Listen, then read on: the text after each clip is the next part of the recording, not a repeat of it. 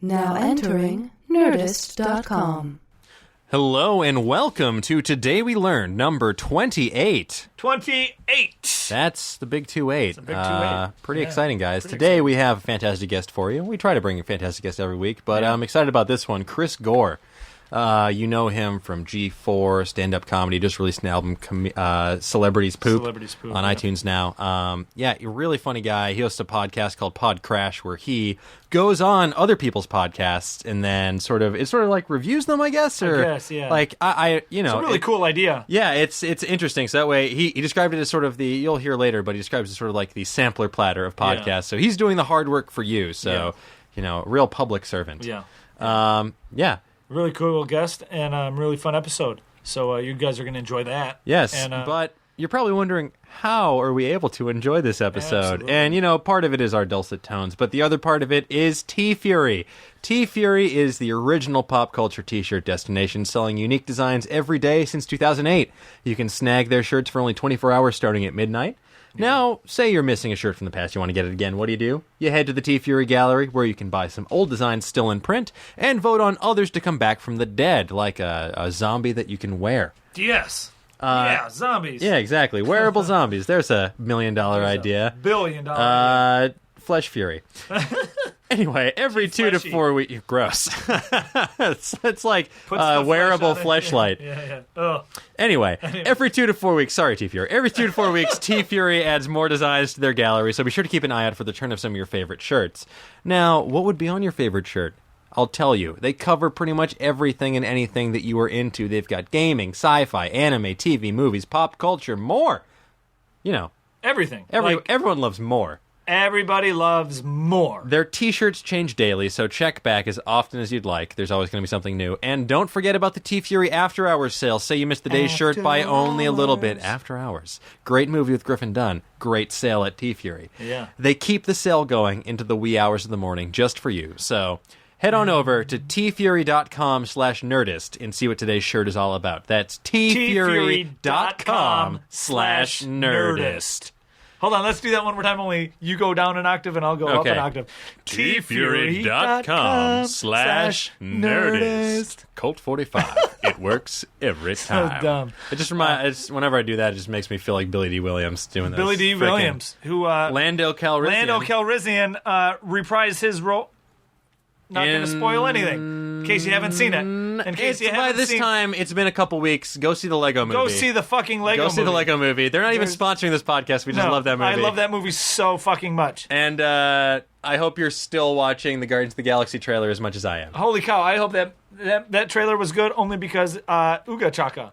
Yeah, Hooked on a Feeling by Blue Swede, which is itself a cover of a cover. BJ and then Thomas. David Hasselhoff also did a cover of that cover. Watch the David Hasselhoff video on YouTube because it is next level insanity. It's just then watch the Guardians of the Galaxy. Batshit 90s editing. I don't even know what Guardians of the Galaxy is about or what it is. I don't know who those superheroes are, but there's a giant tree holding a raccoon with a laser gun. They're a bunch of a-holes. All that fucking matters.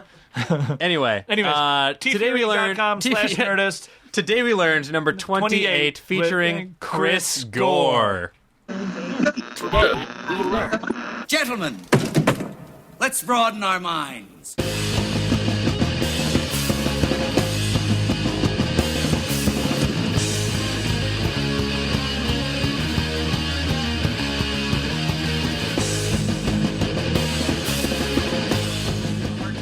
Adhering to the rules of Ghostbusters, whereas if someone asks you if you're a god, you say yes.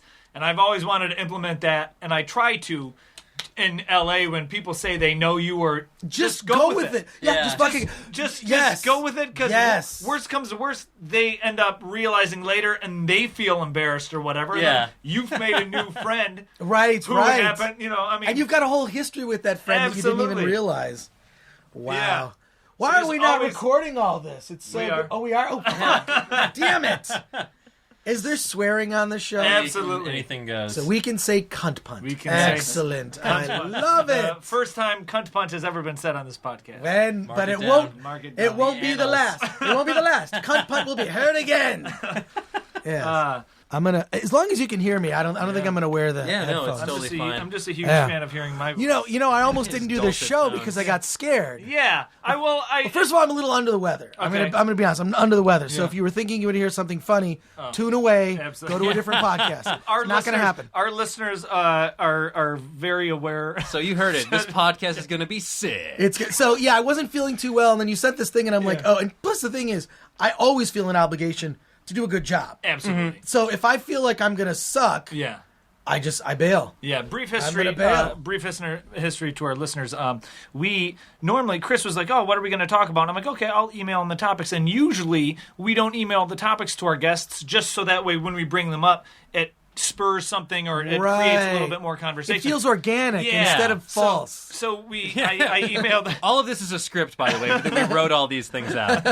Hopefully we don't pull a Michael Bay and our prompter stops working and we have to walk out of the place. Get attacked with an air conditioner.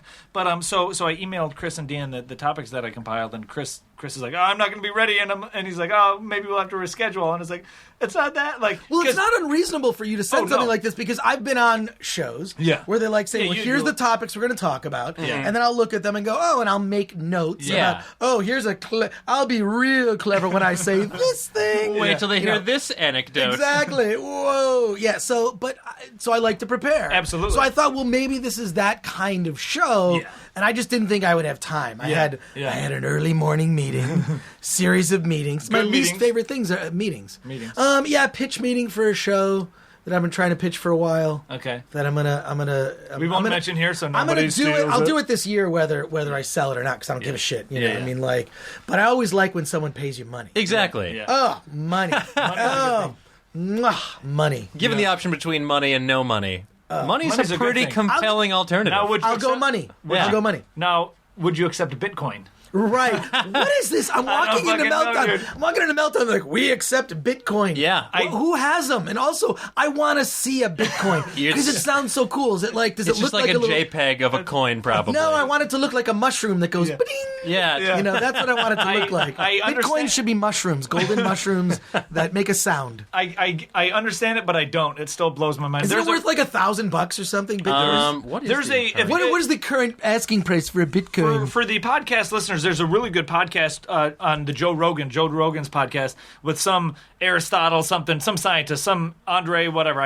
He's a smart scientist guy with a name I don't remember, but look up that and listen to that. It's a 2-hour podcast. It's all about Bitcoin and it's really, really fucking interesting. It blows your mind like how good because I went in like just making fun of Bitcoin and all that. As we'll continue to do. Right. And it's very interesting. At the time of recording, one Bitcoin is worth $626.60. Weren't they worth $1,000? Yeah, well, the thing is, So they it's fluctuate. They fluctuate. crash. Wow, Like that's demand weird. will Well, rise and fall. I love the Joe Rogan podcast because it's like listening to normal things through the mind of a paranoid high person, like someone who's just incredibly paranoid, filled with conspiracy theories, and wasted off his ass on marijuana, explaining the world. So I love seeing it through the prism of Rogan because it makes the mundane fucking hilarious. Yeah. And also he has really smart people on the show. Yeah. I'm a fan of that podcast. Yeah. While we're talking Because about I like it for different reasons than normal people would. They'd say Joe Rogan's a good interviewer, and I'm like, yeah, he's high and paranoid. I love it.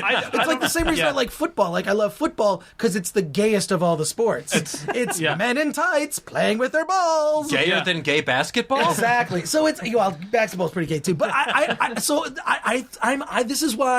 this is why I'm such a fucking weirdo because I don't like normal things for the same reasons other people do. Yeah. I include my own little prism that makes it incredibly hilarious and entertaining. Yeah, I don't listen to every for me, Joe Rogan no one else podcast. but me. I don't listen to everyone, but when I hear there's like a really interesting in-depth about because there's all sort.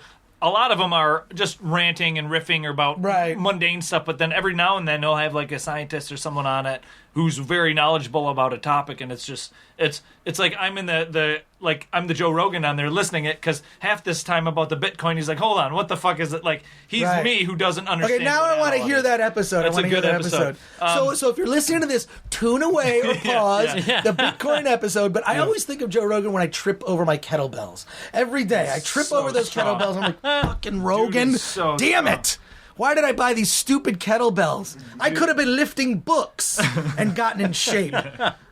While we're talking about podcasts, welcome to Today We Learn number 28. Number 28, Number wow. 28. As usual, my name is Razzle. And I'm Dan. And with us is the very talented Chris Gore. Thank you very much. You may have seen him on G4. You may have seen him on TLC, I believe, or IFC. You've seen him on VH1. Yeah. He hosts a wonderful podcast called Podcrash. That's correct, yes. And he's a very wonderful writer, interviewer, all sorts. He's a virtuoso amongst the entertainment Well, I sphere. think, and I just came out with a new comedy album Okay. called Celebrities Poop. Everybody And, poop. I knew it. It also has a tie-in book that is in a page-for-page parody of the book Everyone Poops by Taro Gomi. So Okay. it's a beloved, one of the top 10 selling children's books of all time, and I just thought I would do a book and a comedy album in one as an art Sequentially. project, and I think they sell it here at Meltdown. So Okay, there you go. really but cool. But I'll give you guys copies of the album so you can Awesome. Absolutely. That'd be awesome. maybe pull a clip for the listeners. Or Yeah, something. we I can don't do know. that. We can Cool. do that. Right, Aristotle? I think he's a Yeah. man of many means. Yeah, there you go. It's on iTunes. Real quick, while I have it in my head here, Facebook, as of today, just bought an app called WhatsApp WhatsApp. for $16 billion. What's WhatsApp? It's like WhatsApp it's a is messenger it's service. a free messaging service, and you can use it when you're out of the country as well. So it's great if you're a traveler. When I was in London for work earlier this fall, I used it to sort of communicate with some of the other journalists I was there with, so it was great because I didn't have to pay for an international calling plan. So it's basically a very robust messaging service, and I was able to use it, people back here, people abroad, so it's really cool, really, it's a great messaging app, and I think an interesting acquisition by Facebook in particular. Is it 16 billion though? That's what I was wondering is they bought it for like $3 billion cash, and then the rest in like Facebook stock or whatever. But that number struck me as a fuck ton of money. So I looked into it. I can't imagine why. I looked into it, and listen, this is how kind of upsetting it is that Facebook just goes around doling out this amount of money for just messaging apps. It seems like they could have developed it themselves. Exactly that, and just what blows my mind is NASA's annual spending is only $17.8 billion. So NASA should do a Kickstarter. NASA needs to fucking... Why haven't we built the Starship Enterprise? Yeah, NASA needs to just make apps and sell them to companies like Facebook so they can do even more. All right. Like, let's do some math here. Yeah. How many bitcoins is that? we've got a calculator. We can figure this out. 16 billion divided by 600. This is a story problem, children. And we can figure it out. In fact, okay, so how much is the 3 billion divided by 6? And there's only like 55 many- employees too, so 55 employees. something like that, yeah. Yeah, So- but they're all being absorbed into Facebook. Into Facebook. It also, WhatsApp has nearly 1 billion unique users itself. I'm sure there's a lot of Okay. crossover Already with Facebook. Okay, so the reason they bought it was because if you have 1 billion user base, Yeah. they bought it for the user base. Now it actually seems reasonable. Yeah. Right? $16 So they paid per $3 user. a user, basically. Well, if they have 1 billion and they paid $3 cash a user. Yeah. I mean, How many the stocks- bitcoins are though? We don't know the Bitcoin count. Come on, calculator. 25,655,004 bitcoins. There's some decimals in there, but still a lot of bitcoins. that's a though. shit ton of bitcoins. You can buy and you can Meltdown. use all those bitcoins at Meltdown. Oh my god! How do you? I want to know what a bitcoin looks like. It's just it's a ones and zero. It's all crypto. It's all digital. It's digital It's a cryptocurrency. The logo, it looks like just a gold coin with a dollar. Oh, I can totally like right click that and save to Yeah, right. desktop. It's like Pretty a Scrooge much. McDuck coin with the Yeah, Right, you just right. try printing them out and sliding them over the desk. Would you take this? I feel like you could counterfeit bitcoins pretty easily because no one's educated about how they work. Well, there's also Dogecoins. Yeah. What? You know that meme, Doge, where it's the Shiba Inu, where it's like, such currency, very exciting, wow. Okay. They, basically, this is crazy. So this internet dog meme has a Bitcoin-like cryptocurrency based after it, and Reddit users on the Dogecoin subreddit managed to raise enough money to send the Jamaican bobsled team to Sochi this year by using Dogecoin, because it was a way to build awareness for their goofy currency, Right. and for the Jamaican bobsled team it was a way to compete in the Olympics and finish 30th, which they did. Here's Maybe 29th, I don't remember. Either way, they Strange. did not get to do a fourth run. something else I learned on Twitter today on the way here. Neil deGrasse Tyson, famed astrophysicist, I love that guy. and all that. Yeah. He tweeted a couple interesting things here. Anybody who freezes food knows water becoming ice expands by about 10%. Which is why 10% of icebergs sit above water. Then he tweeted, which means essentially if all of the Arctic Ocean's floating ice and icebergs melted, the sea level wouldn't change because all that ice is just expanded anyway. So it's still displacing the same amount. So I thought that was pretty neat. Like everybody's like, oh, global warming and when things are going to melt. So it is a scam. Thanks, Neil. Well, you better tell Michael Bay, because I thought he was planning a disaster movie. Waterworld was full of shit. the day after tomorrow. Yeah. Wow. So Waterworld was full of shit. Yeah. Wow. See, Neil deGrasse Tyson, he always ruins every science Everything. fiction. Right? Okay. Gravity was bullshit. You just couldn't leave it alone. Yeah. So I thought that was pretty interesting. I guess really interesting. Like I always knew ice expanded, but I never really thought. I never put them two and two together. That if the icebergs melted, like that's why there's ice on the top. That's why we see half of it. Well, I'm really happy I didn't have to know that, but I'm still able to have an opinion about it. Yeah. That's my favorite. Yeah. Yeah.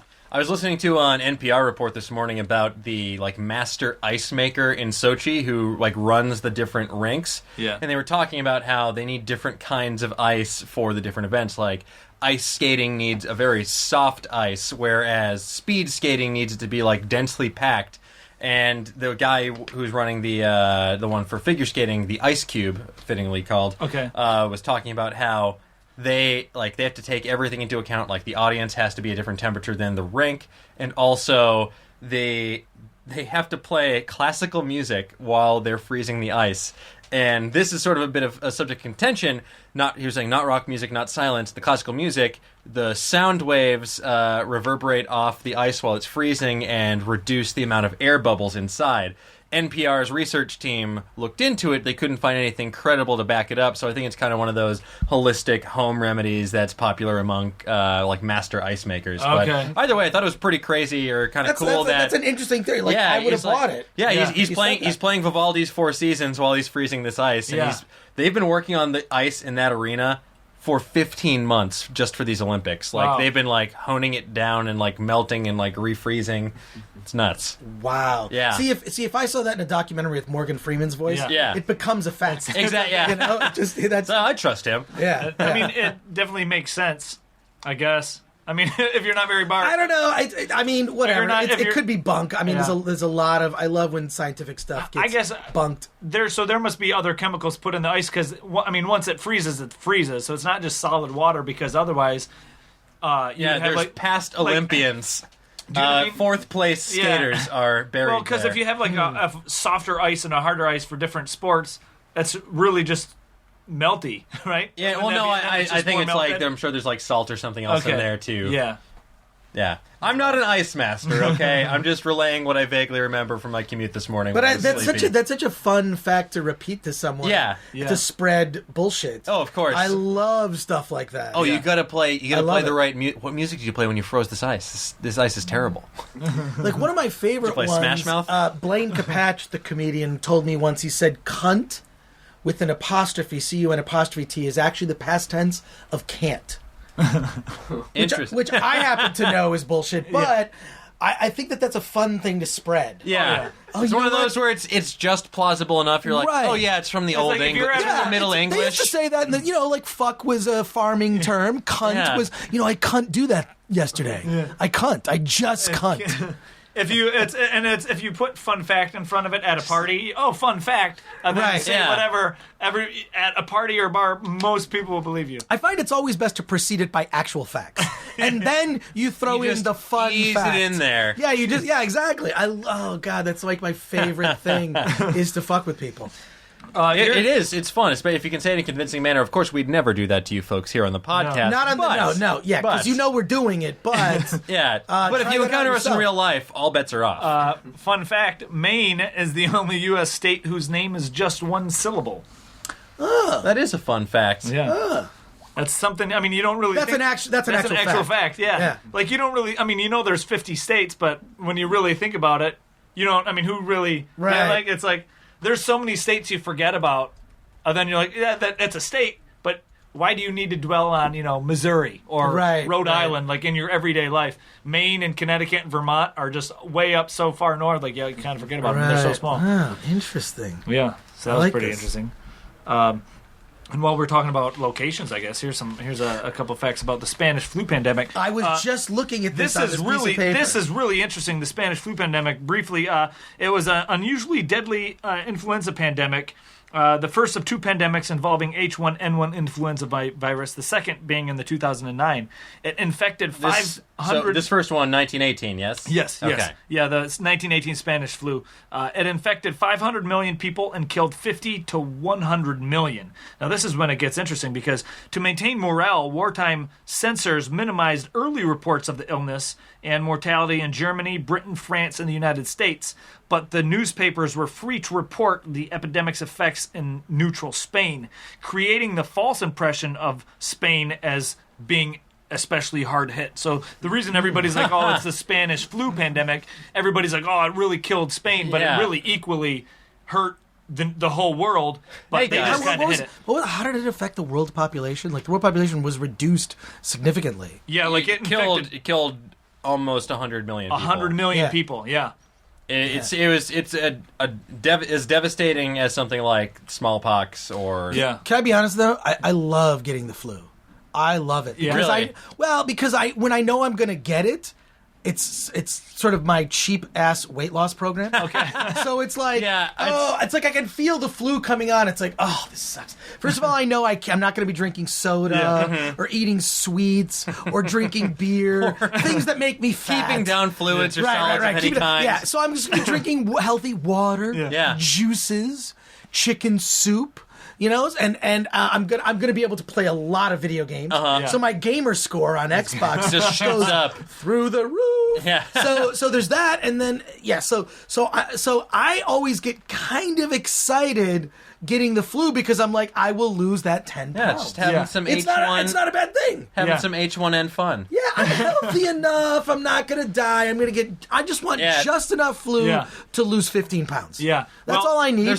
There's the alternative route is to get horrific food poisoning, like I did from a local Chinese food establishment. Oh, which one? WeHo Bistro in West Hollywood. I loved you for the longest time, but then you made me throw up so many times. Wow, great ab workout though. Okay, I was gonna say your abs got to work out. Yeah. You lost a lot of water weight. Yeah, which is, I swear, I will. As soon as I feel like I'm coming down with the flu, not a joke, I will weigh myself and then I will test the weight loss results. Minimally 5 pounds. I think that's minimally 5 pounds, just like melt away. That's where they got the idea for Nutrisystem.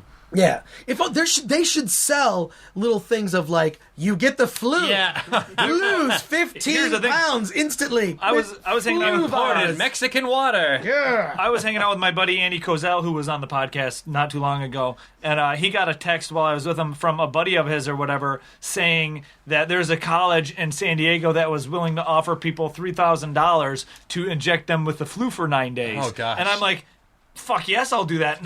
Not only because I don't get sick as it is, so getting the flu would just increase my antibodies and make me even more of like a superhero. Right. And fucking $3,000, absolutely. I'll sit around for 9 days being sick. Did you? For $3,000? No, because it was like it was like an old thing. Like they stopped looking for people by the time I found out. Yeah, all their subjects died. A friend of mine who's a comedian, not going to say who, will make money doing those kinds of experiments. You have to be a certain ethnicity. Yeah. You have to be within a certain age group. You have to have certain habits. Yeah. And some of them, they just inject them with stuff and they then do tests on them. But others, he has to be in lockdown for like 30 days. And this is how he makes money. It's just like one of those sleep studies where it's like, you just hang out in this room and we watch you. But just as a way to dissuade anyone considering a comedy career, I feel like it's, for me, like I like doing comedy as a way to network with other comedians and just like meet some of my heroes and people that I'm a fan of. Like, oh, wow, I'm doing a comedy show with Tom Lennon or Brody Stevens. Like, that's fun to meet them and we're like colleagues because look, our names are all in the same block of text. Yeah. But in terms of like a money making thing, it's really only like the people doing it in the big venues that are making. Yeah, I mean, you got to be really serious about it. So Yeah. if you're willing to inject yourself with strange microbes. So what I'm saying is either sell out huge places and make money like the big comics, or put your body up for experimentation. Help science, help you. It's Right, like the right. first season of that Ryan Reynolds show, Two Guys, a Girl, in a Pizza Place.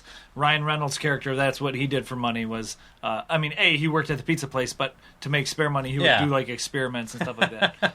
Right. Yeah. And then to make spare money in the future, he became a superhero. Yeah. 4 different superheroes. Right. Oh, right. Or to lose money in the future for studios. Right, that's true. Oh, Green Lantern, I wanted you to be good. Yeah, no, I think went- we're all rooting for it. Yeah, to be and I will say, I like Ryan Reynolds. I do, I yeah. want him to succeed. He's good in Buried. Did you see Yeah. Buried? I- Shit. yeah, He scared the it's terrif- fuck out of me. Sure, I was scared seen during it. that Is it scene in good? Kill Bill Yes. 2, where she's in the coffin, has to do the 1-inch punch to get out of there. God, it is. You got to see. Yeah, see Buried. See Buried. But the one thing I started watching Buried at night, and I can't watch this. I can't watch it. I Yeah, you can't gotta do watch that it during the day. No, I can't. I had to watch it during the day with my windows open. Yeah. with light coming in the room Yeah. because it is so. It's disturbing. Yeah. There's Don't there's- go to a Japanese capsule hotel, then watch it in there. That would be the worst place to watch. Yeah. There's a Sensory deprivation chamber. there's a similar God. movie coming out with God damn it, what's his fucking Bane? Tom Hardy. Tom Hardy. There's a new movie coming out with Tom Hardy, similar to Buried, where Ryan Reynolds is in the coffin the whole time. Only with Tom Hardy, he's driving the whole time, Yeah. and he's on like a speakerphone talking to people the whole time. Oh, I saw an indie movie that was like that, where the entire premise of the movie. It was directed by the guy who did Sword and the Sorcerer. Okay. God, I'm spacing on his name, but he made this horror, and it's all from the point of view of like a police. It's like, first of all, it starts in this police Albert car. Pyun? Albert, yes. It starts in this police car, and then someone steels the car, so it's just the POV, and it's all done in one shot. The whole movie, Goddamn. Oh my 80 God. minutes. My So, yeah. my That's my I just forget the name coworker, of the movie, and I forget the guy who directed it. Yeah. Albert Pyun. my coworker, And it's odd because I'm actually on the DVD commentary for Sword and the Okay. Sorcerer in Australia because we recorded. I'm now the memories are coming back. yeah. It's funny you mentioned the one take thing. My coworker just did the first feature film on a GoPro. This guy Andrew Bowser, really talented Wow. guy, really great director. This film called Worm, and it's just he has this rig strapped to a guy, so it's just like his POV, like the whole time. This GoPro, it's really really intense stuff. What is it? What happens in the movie? He's this like sort of like low life guy, and he just gets into a bit of hot water, and he's sort of he's on the run. It all happens like in 90 minutes. Yeah, exactly. It's just like real time, just really intense stuff. Wow. Yeah. That's awesome. Speaking of movies, here's something that really blew my mind. I never really put the two and two together, but VHS. I always knew like what VCR stood for, but VHS stands for Video Home System. I never really. Oh, I never knew VHS. Yeah, I Video never home knew. system. Why would I not? Video cassette recorder. Yes, Yeah. VCR, then Video Home System. You just And Betamax Betamax. stands for Betamax. Yeah, Betamax is That's Japanese for failed idea. Right. Betamax, actually, according to Sony's own history web pages, the name comes from the double meaning beta being the Japanese word used to describe the way signals were recorded onto the tape, and from the fact that when the tape is ran through the cassette and the transport, it resembles the Greek letter for beta. So the Greek letter B is when you put the tape into the player, it's run through the system and it Looks like a B. looks Yeah. like the Greek B. Huh. Yeah. I always liked. I used to work at a video store, and I remember asking someone VHS or Beta, and they said Visadomatch. So I have no idea. That's They're that's not a laser real disc thing. owners. Yeah. We could go on a whole rant about that. Yeah. But we'll spare your listeners. Fuck our listeners. No, we love our listeners. Unless our listeners are really hot, then we do want to fuck our Yeah. listeners. Yeah. Yeah. Hey. If our listeners are hot, we want to fuck you. Send us your picture. Send us your Tinder accounts. Here's shifting gears slightly. Absolutely. Here's something cool that Aristotle actually found for us. It's about the history of hot chocolate, which is something great to drink when you're feeling sick. So we can make this more of a segue. Right. But not if you're not too much if you're kind of have the flu, because that can create extra phlegm. Right. Or if you want to lose weight while you have Yeah, the flu, exactly. which is Hot my goal. chocolate is not it's not fitness water. Don't Right. get confused. So basically, hot chocolate dates all the way back to the days of the Aztecs. But back then, Cocoa beans were valuable not only for their culinary uses, but they were used as currency. They were often used as gifts during important ceremonies and festivals, and they used the roasted beans to make a chocolate drink. Okay. But the Aztecs drank it cold and flavored it with wine and chili peppers. It was not sweet in any way, shape, or form. So you're getting this like spicy, boozy, cold chocolate pick-me-up, which, it was the goes energy great. drink of its day. Yeah, it goes it great. was. It was the 5-hour energy drink. Goes great with human sacrifice. And then they Nothing add some pleases wine. Quetzalcoatl better than some cold chili wine. Chili wine, like Four Loko. Yeah, but so chocolate was discovered and brought to Europe in the 1500s by explorer Cortez, and once it was introduced in Spain, that's when they began to serve it hot and sweetened and without chili peppers. But the Spanish, this is pretty interesting. The Spanish were very protective of this drink. They loved it so much they sort of kept it a secret, and so it took more than a century before it began to spread to the rest of Europe. So they were just gripping and sipping on some chocolate, and meanwhile the rest of Europe was just languishing in total darkness. Wow. I think I'm coming down with the flu. Yeah. Well, you'll look great soon enough. Oh, I can't wait. Chocolate houses became popular in London during the 1700s, and the English are the ones who started adding milk to the chocolate, and that's why it became popular as an after-dinner drink. So they're the ones you can thank for what we know as sort of the modern hot chocolate and Swiss Miss. It was Duke Nestle. Yes. Was it? Was it Duke Nestle? Duke Swiss Missley Oh, okay, that's good. of Missingham. During the middle of the 18th century, So stupid. cocoa powder. During the middle of the 18th century, cocoa powder was invented. It was developed in Holland, and that made it a lot easier because the powder blends a lot easier with milk or water than the beans, like grinding them up. So, and then eventually, around the same time, milk chocolate was developed, and that's when it started to be used in candy by mixing cocoa butter and sugar during this period. Oh, wow. 1876 is when milk chocolate was developed, and that sort of ushered in the modern era of chocolate being used as more of a solid than just a drink. So that's why we have chocolate bars today as opposed to just terrifying cold chili wine. Wow, I feel like we could go through a Farrell's. Yeah. And get the history of every one of the weird candies that they Oh, sell. yeah, There's- just You know what I'm bust- talking about, Farrell's? Where it's like it's like this cheesy family restaurant, but at the end you'd have to go pay your bill through this labyrinth of different kinds of most bizarre candies that you can Oh only my find gosh. Really? at a Farrell's, and they were all sold in like these big barrels. You know what I'm talking about?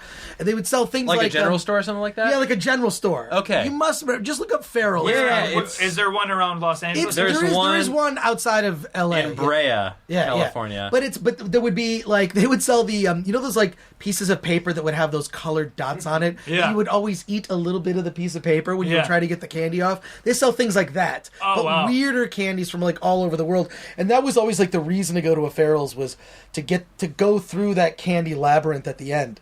And buy the weird, obscure, old candies. Like exactly like Abba Zabbas. or Yeah, other, just you know. weird like brands that it's like I can't believe they made. Do you remember those? Remember those? They were wax, but they had a little bit of juice in it, and it was like a wax. Yeah, the soda wax. bottle. They look like a soda Oh, bottle. yeah, they had the lips, too. Yeah. Yeah, or like candy cigarettes, which Yeah. were delicious.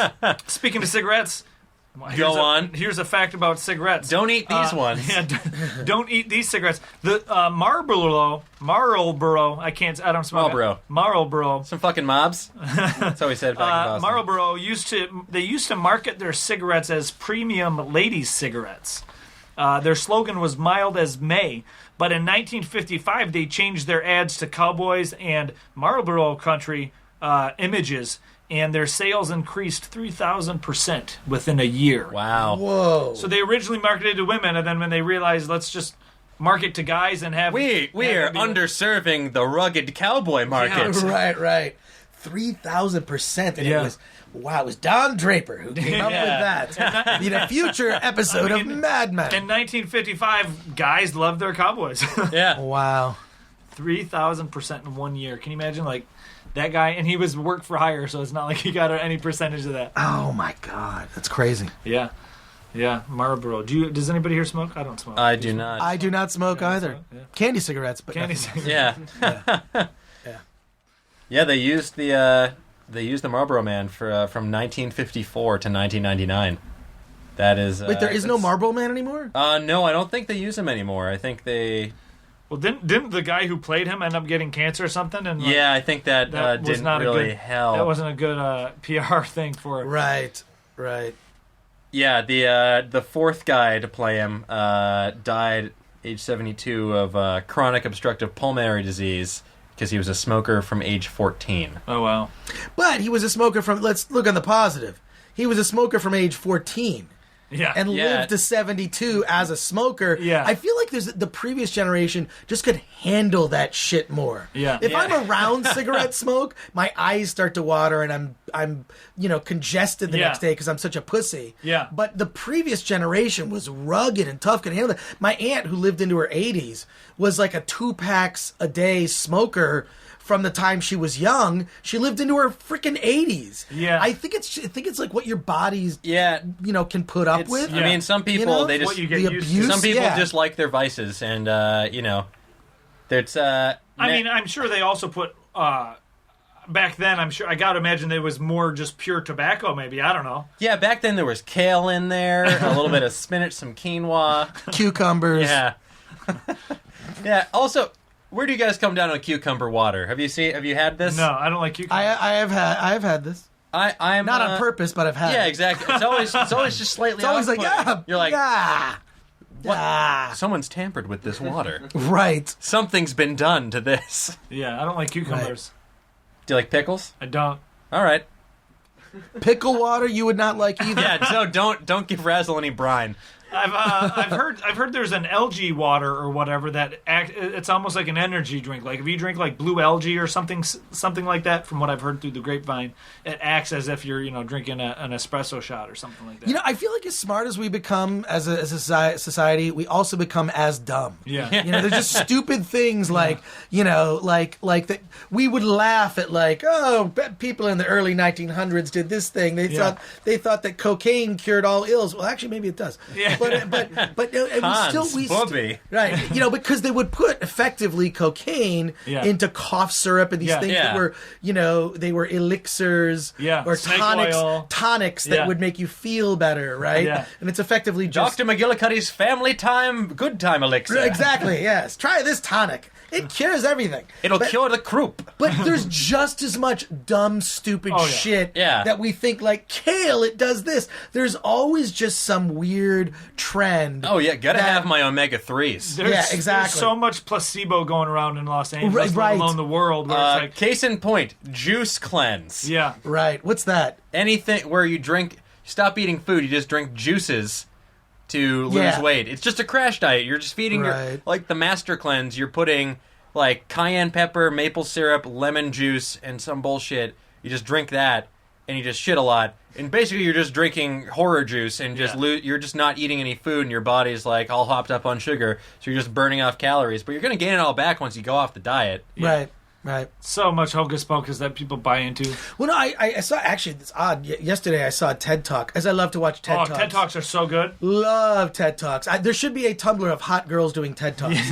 Because I fall in love with every girl that's remotely attractive doing a TED Talk. Yeah. It's like she could be like, here on Sunset Boulevard, she'd be a 4. Yeah. But doing a TED Talk, she's a fucking 8. I'll tell you what, intelligence is like at least 4 points. Oh, hell yeah. And, with those like hot-looking, sexy glasses and those 2-inch heels, very practical. The way they work the PowerPoint presentation. Right. Oh my God, I love it. So there was a woman who did a TED Talk about weight loss, and she talked about how basically all weight loss stuff is bullshit. That it's like basically it's a solution, and she was basically just arguing that that stuff doesn't work, that your body kind of sets itself, like sort of sets its preferences. It's like your body is like a thermometer, right? You set your thermometer in your house to 72 degrees. And no matter what you do, you could open the windows, close the windows, it gets colder at night.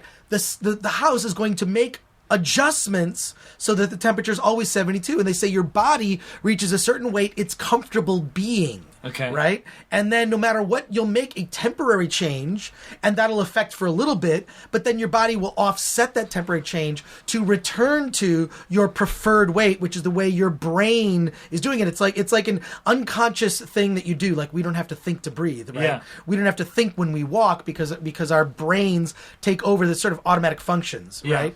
And so that was her TED Talk, and I did want to fuck her after I watched tell you what, it. I did want to fuck that chick who did that TED Talk. So when I eat a burrito at 1 a.m., that's just my body's way of trying to restore the status quo.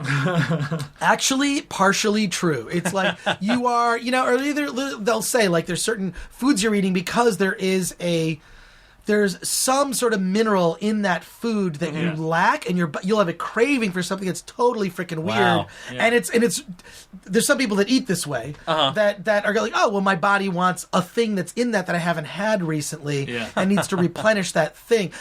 My personal theory is all this stuff is bullshit, and that every human body is like an ecological system that has different rules set for itself. So when you look at like the human body should have 2,000 calories a day, right?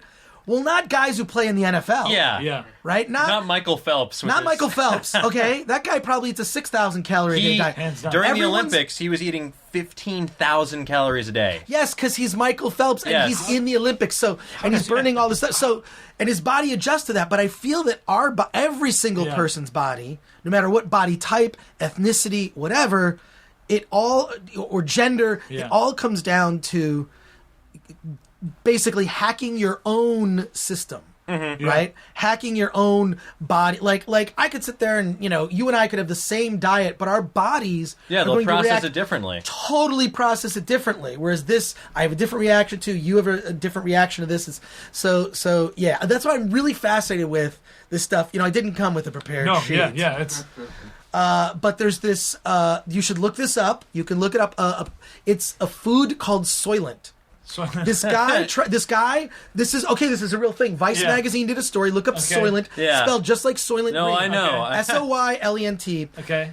He was basically a guy who worked in the technology fields, a programmer who wanted to hack the human body. Okay. He wanted to break down exactly what are the nutrients a body needs. And he did this because he was tired of how time-consuming it was to make a meal and how much it cost. Yeah. So he developed a powder that when mixed with water, you can live on it.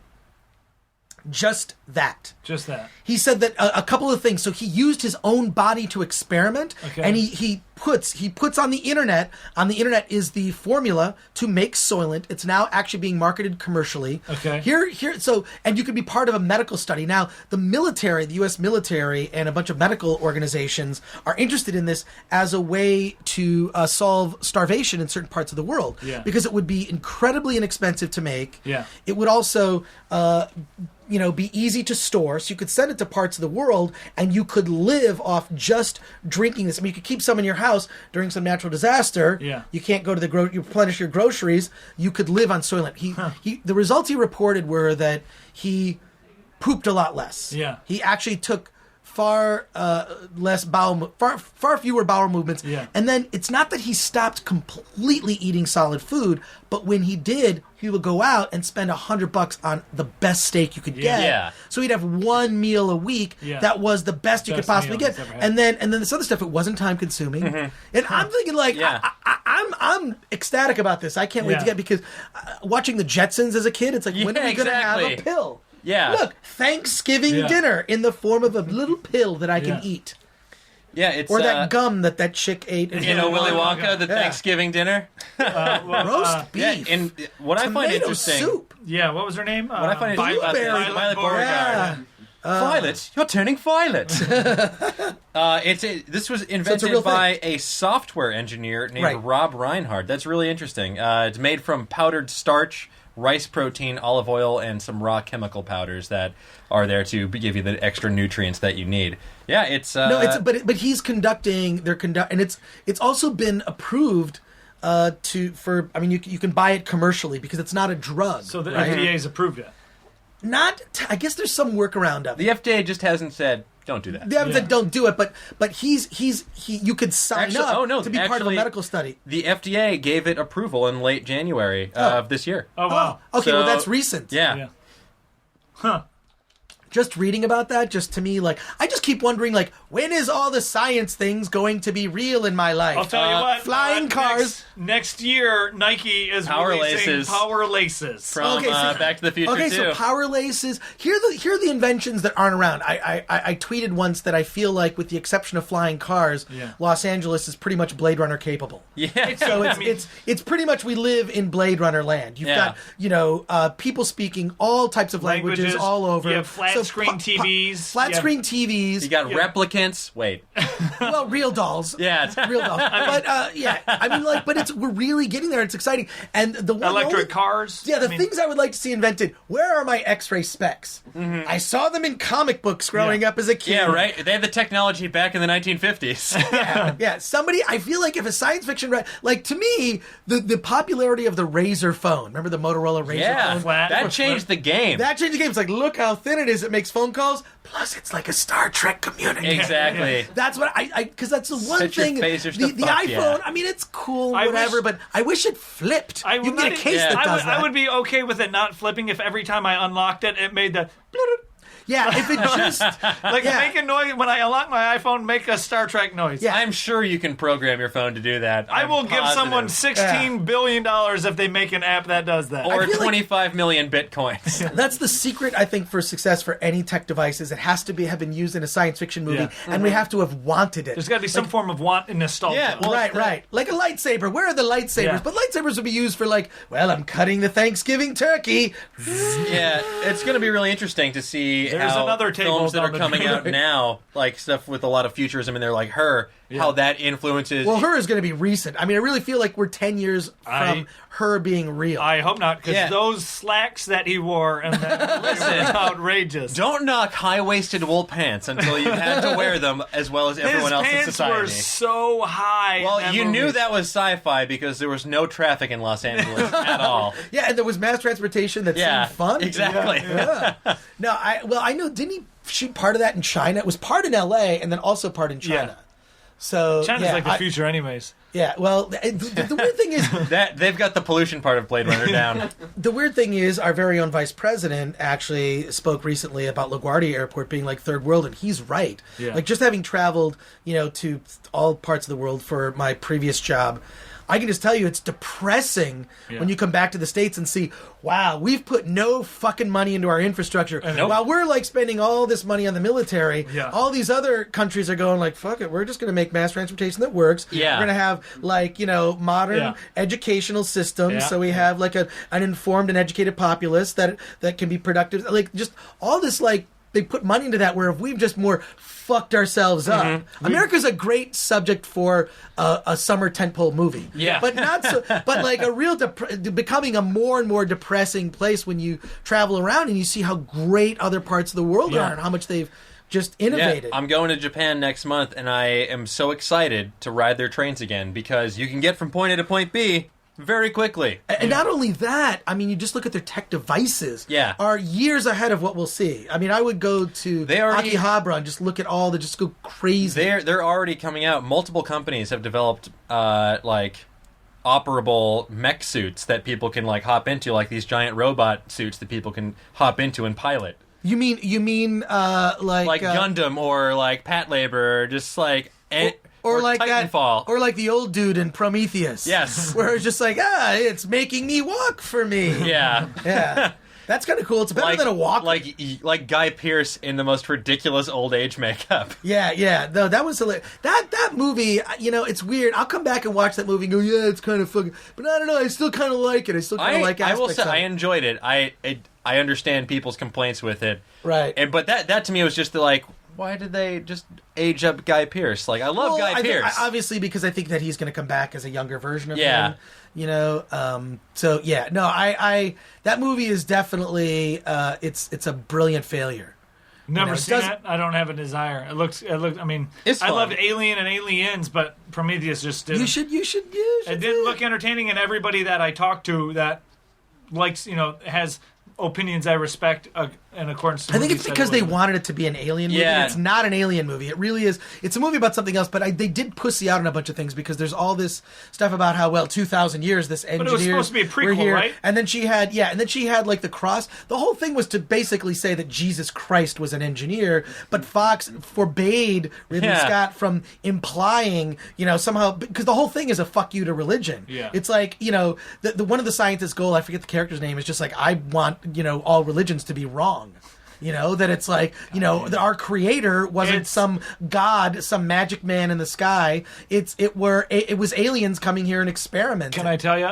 That's my favorite movie already. Yeah. You've got it. But see, I the like thing is, it already. But the thing It's is this, fun. It's fun. he sets all of this stuff up to basically, drive that point home at the end, but then kind of pussies out because it becomes just some cat and mouse monster bullshit, which it didn't need. But I hope they go forward with the sequel and he just says fuck it. But I don't know. I just watched Gladiator recently, and I love Ridley Scott. Does it? Gladiator, really holds I haven't up. watched it in a long ass time. Does it hold Holds up? Oh, it's so That's good. what I wanted to hear. Yeah, Good. it holds up. But the That weird score is so good. Yeah, but the weird thing is Joaquin Phoenix constantly, falls in love with a scroll. Yeah. I think that is really a strange thing. I don't remember that happening. Maybe that was the inspiration for her. Yeah. Okay, that was dumb. That was dumb. Yeah, the Delete proto version. Delete that attempt at a joke from the podcast. I apologize for that 10 seconds. Here's the deal. Piece of shit. I've made worse jokes countless times. Oh, really? So our audience doesn't. It evens mind. out. It evens Really? out. All right, yeah. I well, figure if you talk for an hour doing a podcast, there's going to be 6 minutes of hilarity. Oh yeah. Average. Minimal 6 minutes of hilarity. Yeah. It's it's a good chunk. It's a game of averages, Yeah. and Right. you know what? You're in it for the long haul, so we appreciate it. Yeah, absolutely. Here's a quick, interesting fact about while we were talking about locations and countries and all of that. During the Cold War, the USSR was able to tell a Soviet passport was a forgery because the staples in real passports would corrode due to the poor quality of metal. Wow. What a were brilliant rusty. failsafe. So if the staples were rusty, it was real. Wow, that's great. Isn't that an interesting But talk fact? about a cheap ass way to come up with a system to to find those out, those fake ones out. That's strange. Yeah. Wow, I love it. Speaking of cheap solutions to problems, this is I can't believe this. James Blunt, the British crooner of is funny. songs like "You're Beautiful" or whatever the fuck that song was. Thank you for that brilliant rendition.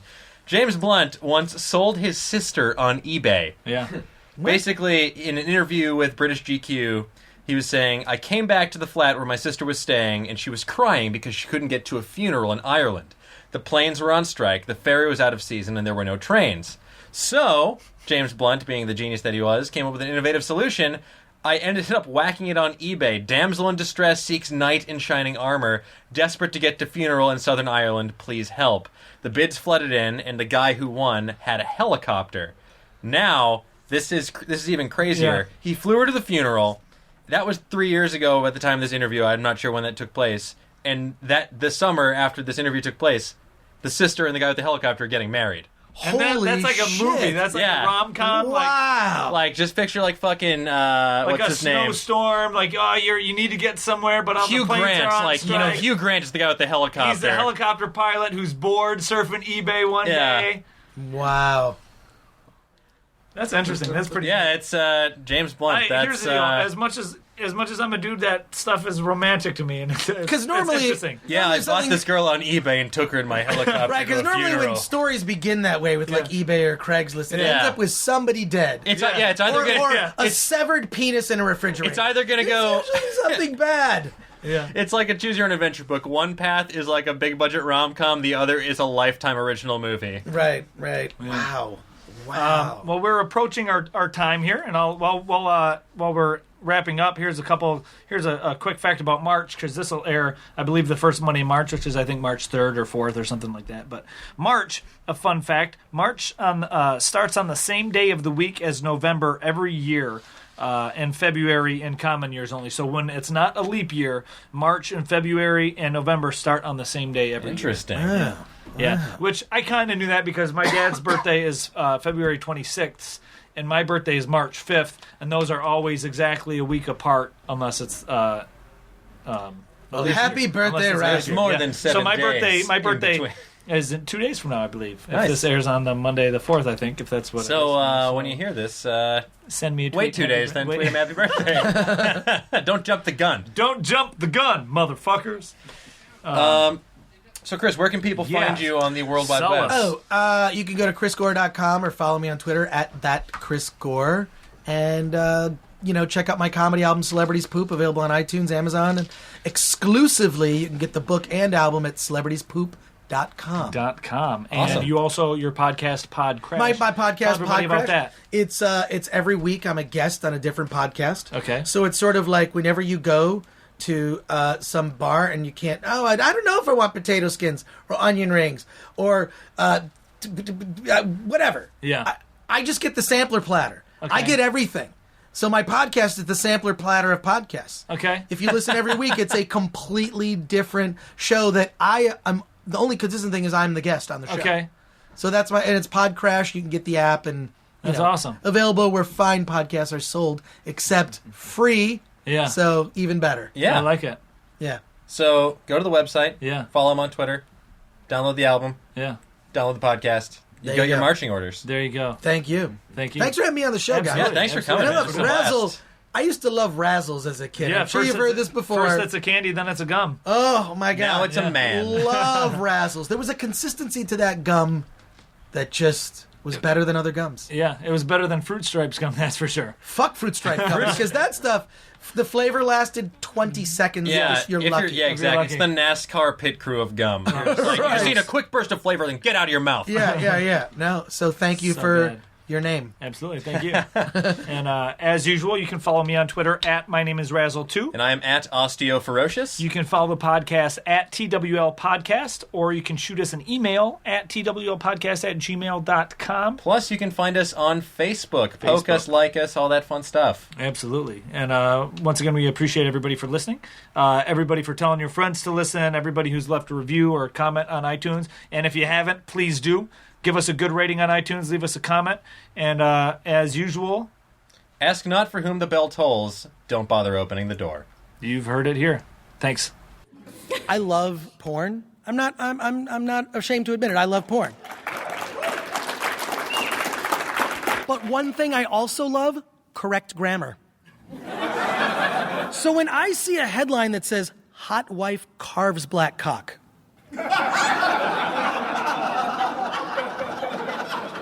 that does not sound like a porn that I want to see.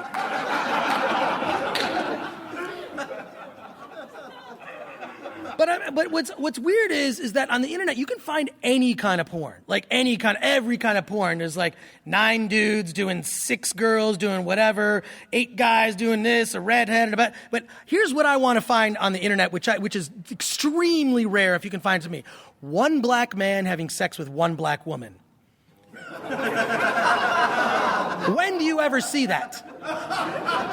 Has anyone ever seen that?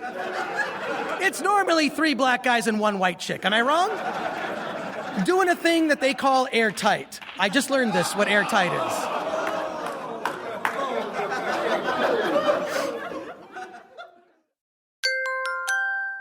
Now leaving Nerdist.com.